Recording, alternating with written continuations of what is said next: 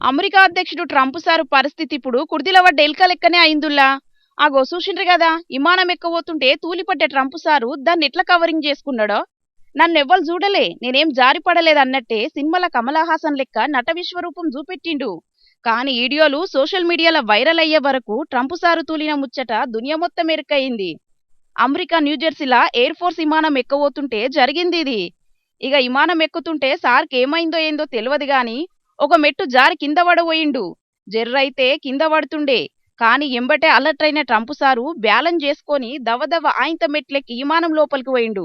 అయితే అంతకు మొదలు గిట్లనే జో బైడెన్ సార్ విమానం ఎక్కబోతుంటే జారిపడ్డ గాయనను మస్తుగా ఎడ్డించిండు ట్రంప్ సారు. వయసు మీద పడ్డ బైడెన్ కు కండ్లే సక్క గనబడే.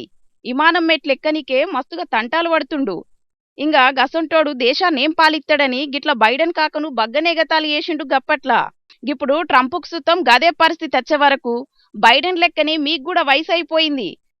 పదవికి రాజీనామా చేసి చక్కగా రెస్ట్ తీసుకోవాలని కారెడ్డాలాడుతున్నారు గీ వీడియో చూసిన పబ్లిక్ కొందరు.